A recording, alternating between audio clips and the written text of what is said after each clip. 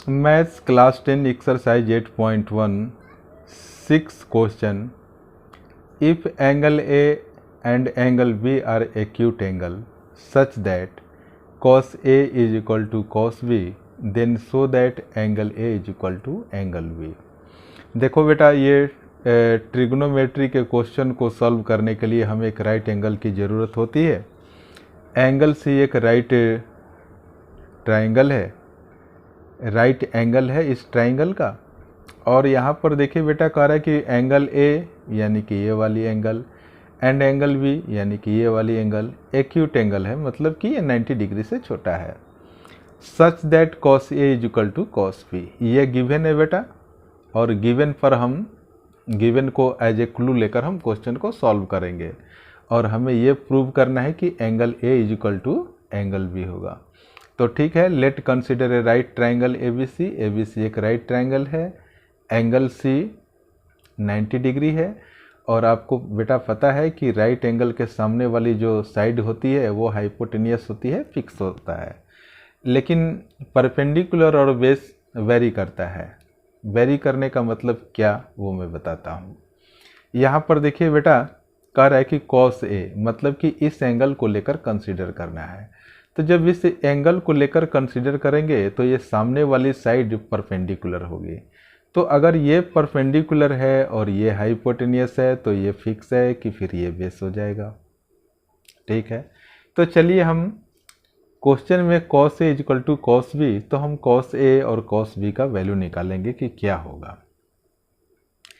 cos A यानी कि cos A is equal to होता है बेस अपॉन हाइपोटेनियस, हिंदी में हम कहते हैं आधार बटे में कर्ण। तो अब देखिए आपका बेस क्या है, इस एंगल के अकॉर्डिंग सामने वाला परपेंडिकुलर है तो बेस आपका AC हो जाएगा। तो मैंने AC लिख दिया। और हाइपोटेनियस क्या हो जाएगा बेटा, AB हो जाएगा। ठीक है, आपने एक चीज़ कैलकुलेट कर लिया, आप लोगों को दिख रहा है, अच्छी बात है। अब देखिए cos B, अब इस एंगल को लेकर हम कंसीडर करेंगे। इस एंगल की सामने वाली जो साइड है ये बेटा AC जो है ना, ये अब परपेंडिकुलर हो जाएगा और ये वाला बेस हो जाएगा। तो cos B इसका फॉर्मूला क्या होता है, बेस अपॉन हाइपोटेनियस, जैसा कि ऊपर लिखा हुआ है। तो बेस इस केस में क्या है, BC है।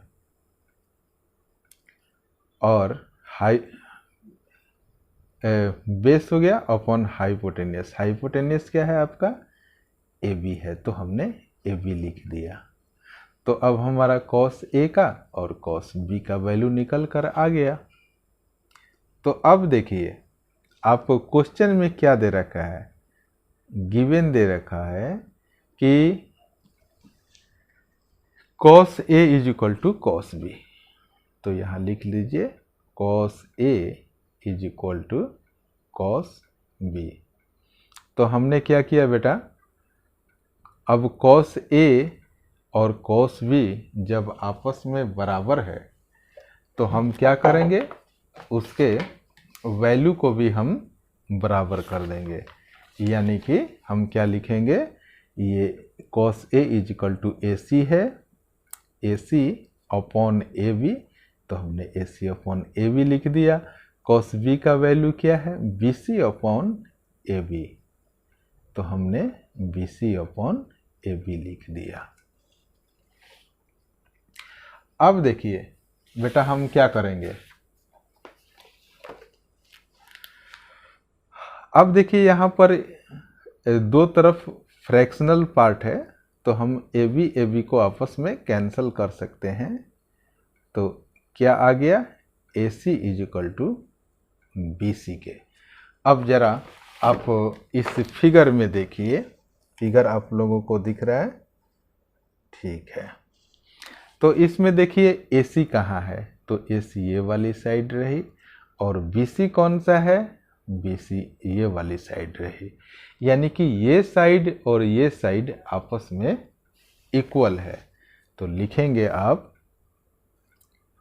कि in triangle ABC two sides AC and BC are equal। तो इस सिचुएशन में क्या होगा, तो आप लिखिए कि so their opposite angles are also equal. कि बेटा देखिए, जब दो साइड इक्वल होता है ना, तो इस साइड का अपोजिट एंगल और इस साइड का अपोजिट एंगल दोनों आपस में बराबर होते हैं। इसीलिए हम कह सकते हैं कि angle A is equal to angle B। आप लोगों को दिख रहा है? तो ठीक है। अब हम बेटा नेक्स्ट क्वेश्चन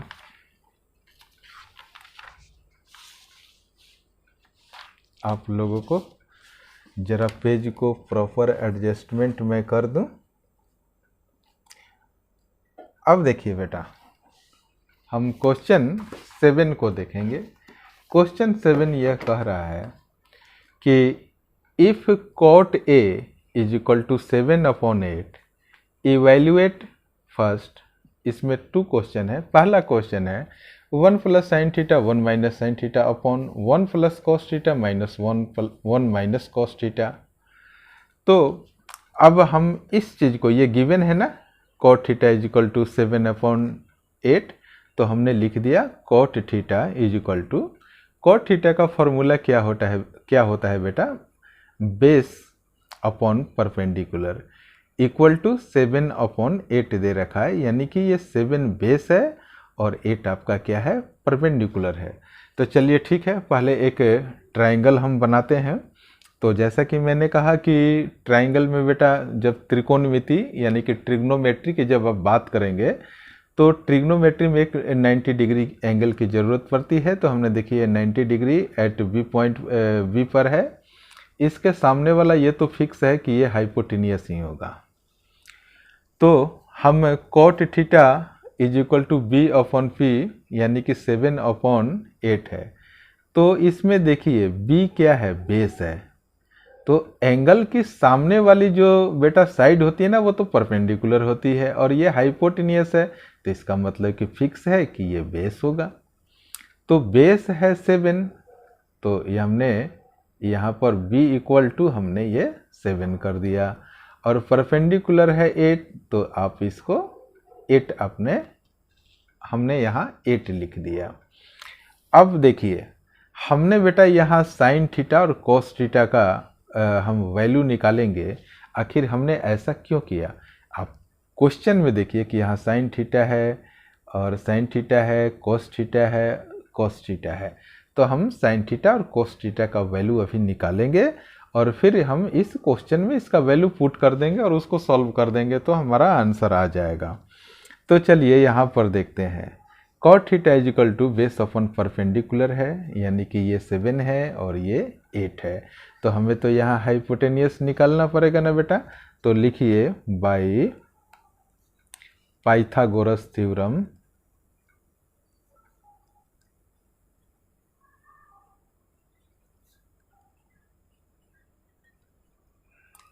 तो हम इसमें क्या लिखेंगे, हाइपोटेनियस का square is equal to perpendicular का स्क्वायर प्लस बेस का स्क्वायर। तो परपेंडिकुलर बेटा कितना है, 8 का स्क्वायर प्लस बेस कितना है, 7 का स्क्वायर।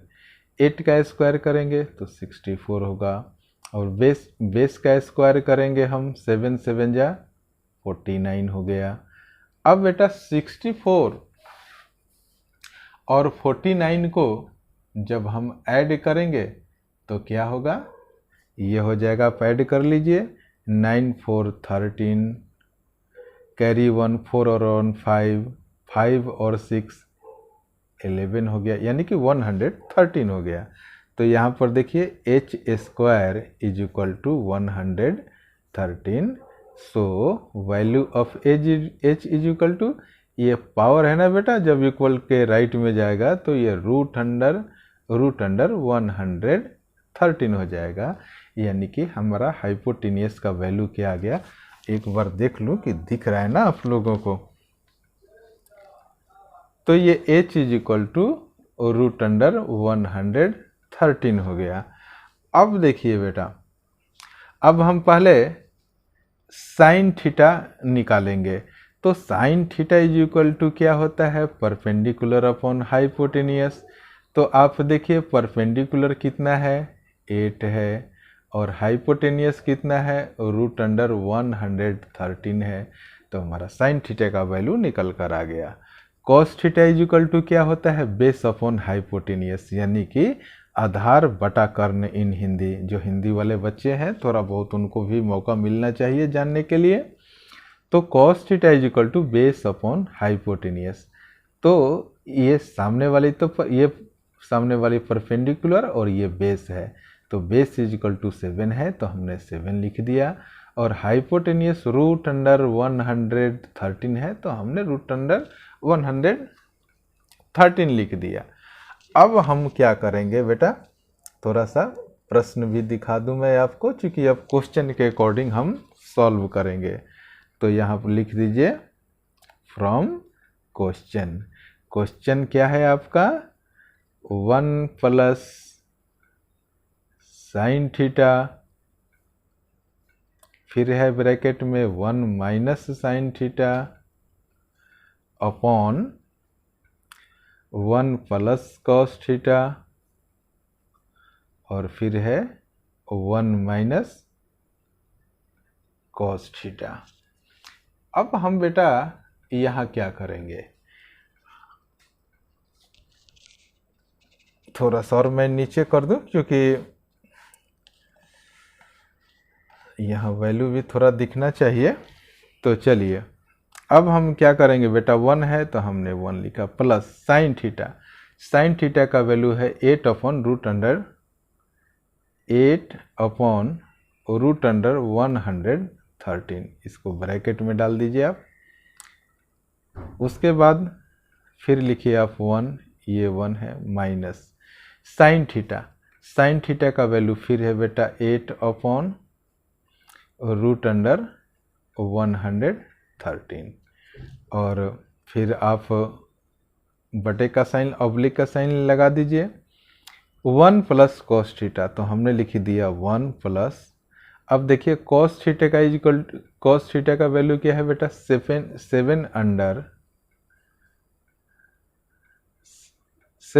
अपॉन में 113, इसको ब्रैकेट लगा दीजिए।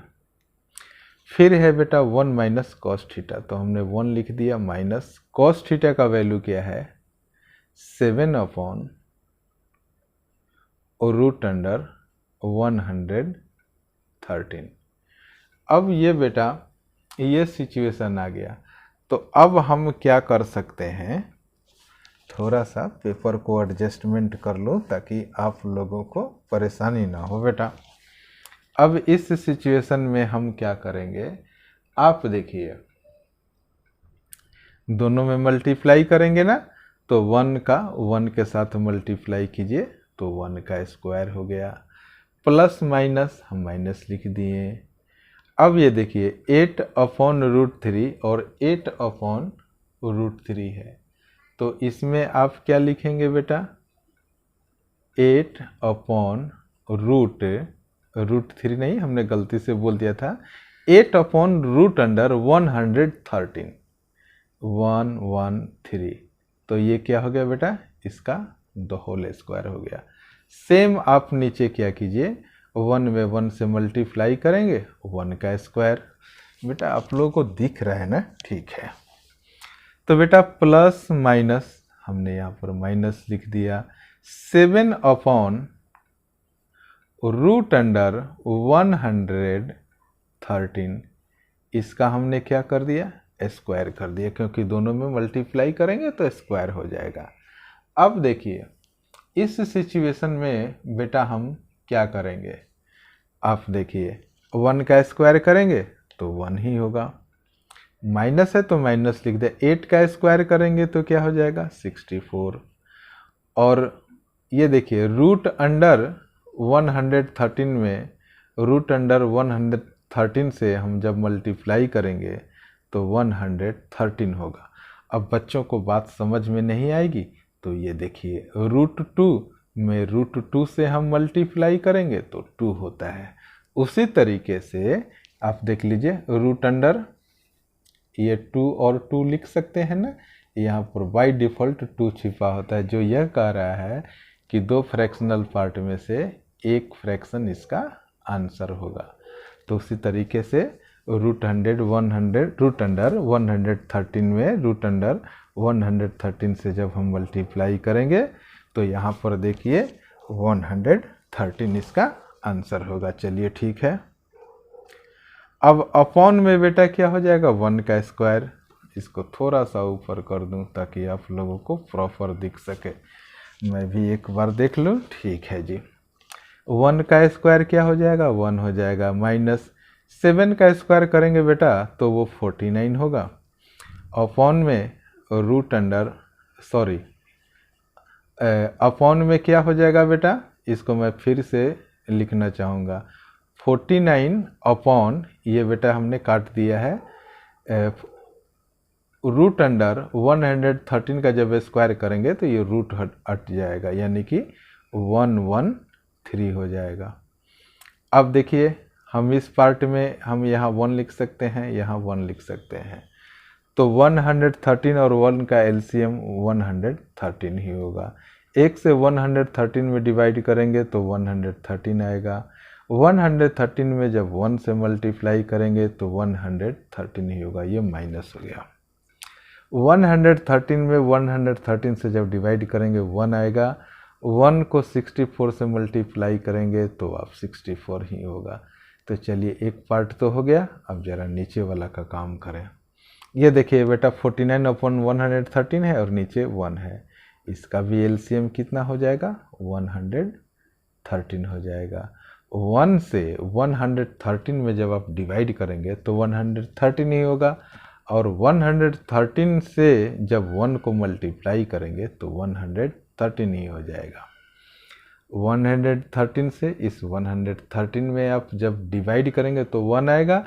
1 में 49 से मल्टीप्लाई करेंगे तो ये 49 आएगा। तो बेटा हमारा कैलकुलेशन करके अब हम लोग तो यहाँ तक पहुँचे। अब देखिए 113 में से जब आप लोग 64 जब आप सब्ट्रैक्ट करेंगे तो वो बचेगा बेटा 49 अपॉन 113 और एक बड़ा ब्रैकेट है इक्वल टू यहाँ पर दे दीजिए। उसके बाद 139 में से जब 49 आप सब्ट्रैक्ट करेंगे तो बेटा बचेगा 64 और अपॉन में क्या बचेगा 113। एक बार देख लो कि आप लोगों को प्रॉपर दिख रहा है ना। चलिए तो अब बेटा यहाँ क्या होगा कि आप इसको 100 पहले डिटेल से मैं लिखना चाहूँगा क्योंकि आप लोगों को समझ में नहीं आएगा। ये 49 अपॉन 113 है। अब ये देखिए बेटा ये मेन डिवीजन का मेन अपॉन का साइन है, तो ये वाला पार्ट जब हम मल्टीप्लाई करेंगे ना तो रेसिप्रोकल हो जाएगा, यानी कि 113 अपॉन 64। तो देखिए 113 और 113 आपस में कैंसिल हो जाएगा, तो ये क्या बचेगा 49 अपॉन 64। तो इस सिचुएशन में हमारा वैल्यू आया 49 अपॉन 64। अब देखिए बेटा एक सेकेंड पार्ट है, बहुत छोटा सा है, तो हम कोशिश करेंगे कि इसी वीडियो में और यहीं पर वो कंप्लीट हो जाए। तो सेकेंड पार्ट को मैं ज़रा यहाँ लिख रहा हूँ। सेकेंड पार्ट इसका क्या है बेटा, कह रहा है कि कोट स्क्वायर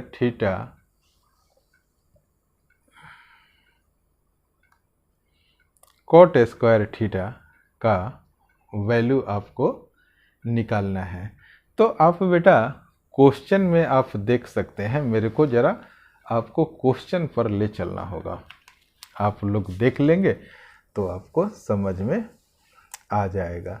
ये देखिए क्वेश्चन में बेटा यहाँ पर लिखा हुआ है कि cot theta is equal to 7/8। तो आप याद कर लीजिए cot theta is equal to 7/8।